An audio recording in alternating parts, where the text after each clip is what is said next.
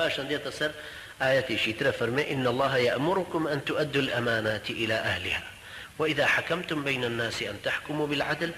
إن الله نعم ما يعظكم به إن الله كان سميعا بصيرا. أيو كساني إيمان تاني هنا خلچين مسلمانين خواهي پروردگار أمري چي بيكردون أن تؤدوا الأمانات إلى أهلها أو أمانتاني كللاتانا بيجين وبخاونا كانيان جاري يكسر إنسان أو يديتر تيشتشاو أو وديعية أو شتيك للا دان راوا شتيك لا دان راو دواي بيجيني تو بصاحبي بلان أمو شيء أمانة لو قورتر لبر تفسير القرآن كتفسير يقينه چونك خواهي پروردگار أفرمي إن الله يأمركم أن تؤدوا الأمانات إلى أهلها لباسي أمانتك شاء أفرمي إنا عرضنا الأمانة على السماوات والأرض والجبال فأبين أن يحملنها وأشفقن منها فحملها الإنسان. إما أمانتي دعوة وبلاغ هل قرتني أم بيام أخوائي من خستوت سر آسمان كانوا زوي سر شيا كان بلان داوای لێبوردنیان کردو کە ناتوانن هەڵیگرن بەڵام ئینسان ئەم پەیامەی هەڵگرتووە ئەم ئەمانەتەی هەڵگرتووە کە پێوترێ ئەمانەت البەلاغ یعنی ئەو ئەمانەتەی کە پەیامی خواییمان لەسەر شانەوە ئەیگەێنینەوە بە خەڵکی ئەمە یەکێکە لەو ئەمانەتانەی پێویستە ئینسانی مسلمان بیگەێنێتەوە. ئەم ئەمانەتە وەختێک کە غەسب بکرێ کۆمەڵێک دەسەڵاتدار حکمی خوایی غەسب بکەن و بە کەیفی خۆیان تشريعك ياسايك دائنين أما لأخوان زود كردوش كأخوان پروردگار فرمي والله يحكم لا معقب لحكمه. أخوان پروردگار حاكم وحكمك هيج كسك حقي أويني الدواب دواي أو حكم درك أو خوي لخوي وبيش ليار اقتراحاتي خوي تقديمك لا معقبش تسن مهمة سيري كان كباسي حكمة جعادة كباسي تشريع يان حاكميات يان فرستن يان رزق وزرر ونفع أو صفتانك هي ألوهيات ديت بيش ولا قرآن تماشاي بكنوا بل لا نافية للجنس هاتوا لا نافية للجنس شون ناسينوا هرشي وقتك لدواي حرفي لا نكربو يعني الفلامي لسرنية معرفين نكراو بشتيشي تري مضاف إليه شي لدوا ونهاتوا بلين بونمونا ناويقني اسمي علمني شتيشي وانيا انجا مبني على الفتحة نافي أم لا يكأب بلا نافية للجنس وكو أرين لا إله إلا الله يعني هيج بهيج شوي لجنسي إله لجنسي أو إخوائي پروردگار هيج تكني إلا الله نبي يعني كأفرمي وإن يمسسك الله بضر فلا كاشف له إلا هو اگر خوای پروردگار بیه زررێکت پێ بگەێنە بە هیچ شێوەیە کەسێکی تر نییە بتوانێ ئەم زەرەرە لا بدا ڕای ماڵێ دای ماڵێ دووری خاتەوە تۆ دوور خاتەوە لەو بە هیچ شێوەیەک ممکن نییە.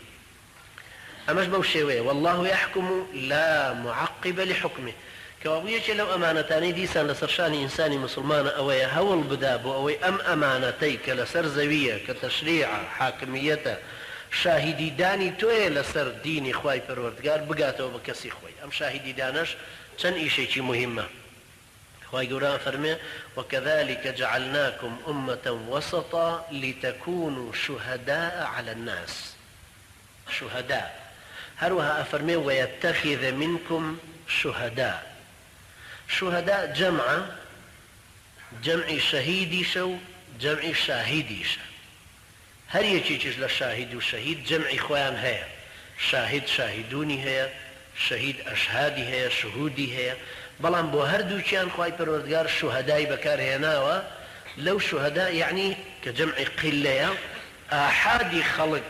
ئەگەنە ئەو ڕادەی کە لەسەر شوێنی پێغەمبەران ئەوەستن و لەگەڵیان و وەکو ئەون و پەیامەکان هەڵگرتووە و خوای گەورە فەرمێ ويتخذ منكم شهداء بۆیە لە قیامەتیشا فەرمێ وجيء بالنبيين والشهداء مباشرة بەدوای پێغەمبەرەکانە ئەو شەهیدانە دێن ئەو کەسانە شەهید مەبەست لەوە نییە فقط قەتیل بێ یعنی فقط لە پێناوی خوایە کوژرا بێ بەڵکو شەهید ئەو کەسەیە کە پەیامی خوایی وا هەڵگرتووە کە شاهد بووە لەسەر ئەوەی لە کوێ حەقی خوا غەصب کراوە شاهدی لەسەر ئەمەداوە ئەمە بەلاغە ئەمە ئەمانەت هەڵگرتنە جگەرەوە کە طبعا ئەوەش ئەگرێتەوە کە بۆ نمونە من كتابكم للاية أمانتي يجيكم للاية مسؤول لويك أم أمانة بجين وبخلشي. إن الله يأمركم أن تؤدوا الأمانات إلى أهلها وإذا حكمتم بين الناس أن تحكموا بالعدل. أجر بون بداد وريش لنواني خلقي دا عادلان حكميان بكن سنشتيشي مهمة نافرم وإذا حكمتم بين المؤمنين أفرم بين الناس چونکە زۆر مهمە تۆ ئەوەندە سەیترە بکەی بەسەر خۆتە وەختێک کە مسلمانێکی ملتەزیم لە جەماعەتەکەی خۆت و کابرایەکی کافری مرتد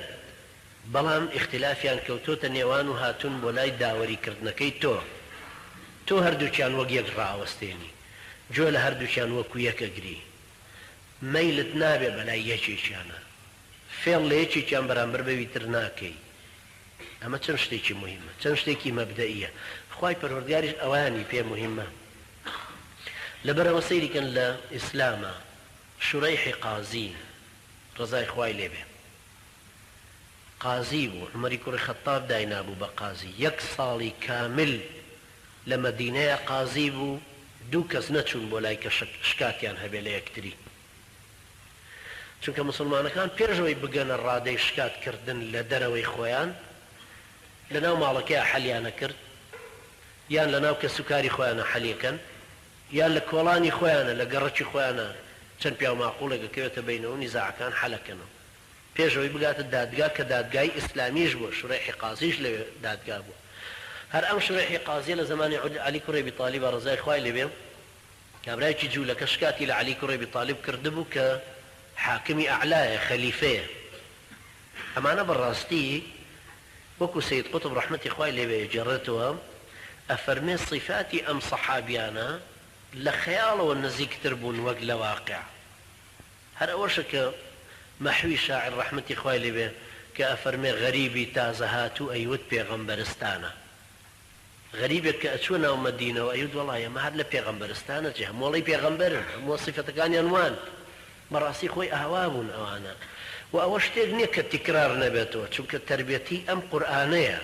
بەڵام تیکرار بوونەوەی بە درێژایی تاریخ بەقەدەر ئەو زۆریەی سەحابە و لە شوێنێک و زەمانەکان نەبووە ئەمە ئاحادی خەڵک بەردەوام هەر پەروەردەبووەتەوە بۆ شێوێ. وەختە عەلی کوڕی ئەبی تاڵیبش چوو لەگەڵ کابرای جوولەکە بۆ دادگا هەردووکیانی وەستاندبوو گوێی لە هەردووکیان گرتبوو شوڕەیحی قازی بەڵام کە نۆرەی عەلی کوڕی ئەبی تاڵیب هات فەرمووی شوڕەیح فەرمووی یا ئەبا توراب یەکێ لە کونیەکانی عەلی کوڕی ئەبی تاڵیب ئەبوو توراب بوو. دوای کە هاتنە دەرەوە عەلی کوڕی ئەبی تاڵیب بە شوڕەیحی فەرموو ئەبوایە عادیلتر بی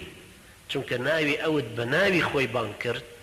بە منت نەوت عەلی کوڕی ئەبی تاڵیب وتت ئەبا توراب ئەبوایە بە منیش بڵێ عەلی وەکو بەوت بە ناوی خۆی وتوە.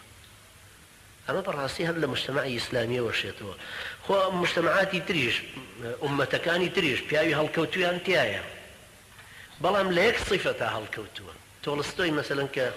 کابرایەکی ڕووسیە و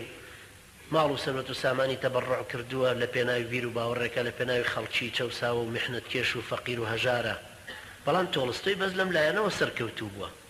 ئەمە ناگاتە عوشرە معشار یەک لەسەر سەتی عوسمانی کوڕی عەفان چکە عوسمانی کوڕی عەفان لە ئەخلاقیاتی ئەوە پێغەمبەر عەلەیهی سڵاتو وسلام فەرمێ مەلائیکەتی خوا شەرم لە عوسمانی کوڕی عەفانەکە. عوسمانی کوڕی عەفانە کە مستحقی ئەوەیە پێغەمبەر صلی الله عليه وسلم دوو کچی خۆی یەک لە دوای یەک بداتێ. لێرە بەڕاستی داوەریکردن لە نێوانی خەڵکیە بەم شێوەیە خوای پەروەردگار بۆیە وای داوا کردووە لێمان کە ئینسان محاولەیە بکە تربیەتی نەفسی خۆی وها بکە کە ئیذا حەکەمتم بین الناس ئەن تەحکموا بالعدل بەو دادپەروەریەش. عەدلیش چییە؟ بۆیە شروطی قازی مسلمان عیب نەبێت دەستمێژی گران بێ نابێ حکم بدە کاتێک کە تووڕە بووە نابێ حکم بدە ئەبێت لە وەختێکە حکمەکەی دەرەکە کە عەسابی ساردە و لەژێر هیچ جۆرە زەختێکا نییە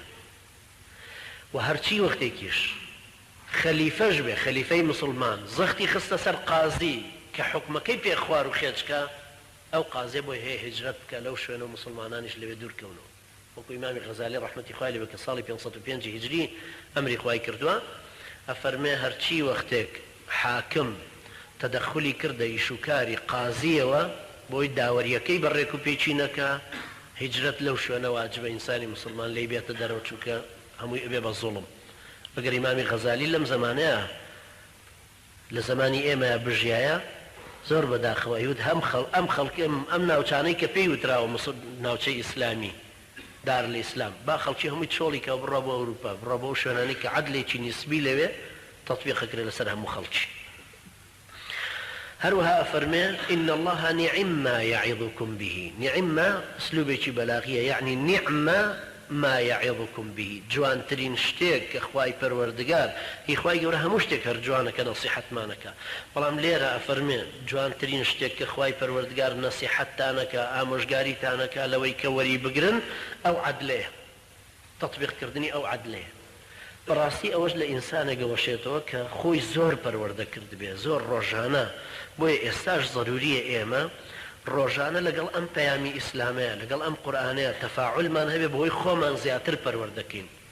قەت خۆمان قیاس نەکەینەوە بە خەڵکێکی تر کە لە دایرەی ئیسلام لە دەرەوەیە، چونکە ئەوەی لە دەرەوەیە هەرچی شتێک بکە مهمە، هونەریە، یعنی ئازایەتیەکە کە ئیلتیزامێکی باشی ئەخلاقی بەرزیە بێ. بەڵام ئەو کەسەی لە دایرەی ئیسلامایە هەرچەند بەرز بێ هێشتا کەمە، چونکە قورئان زیاتری لە داوا کردووە. لەبەر کۆمەڵێک نوخبەی قیادی هەیە لە پێشیەوە کە خوای گەورە فەرموویەتی ئولائیکە الذین هەداهم الله فبهداهم اقتده. ئەو پێغەمبەرە عەزیزانە کە خوای گەورە فەرموویەتی ئەوانن کە خوای گەورە هیدایەتی داون تۆش بە شوێن ڕێگا بە شوێن و ڕێگای ئەوانە بڕۆ. بۆیە بەڕاستی هەر یەکێک لە ئێمە کە لە عەقڵی باتنیە شێوەیەکی جوانی پێشکەوتووی زۆر ئاسۆیەکی بەرزی هەیە هی پێغەمبەرانن، ئەنجا هەوڵەدا خۆی وردە بگاتە ئاستی ئەو پێغەمبەرانە، ئەو ئاستی پەروەردەی شوێنی ئەتباعی ئەو پێغەمبەرانە سەلامی خوایان لێ.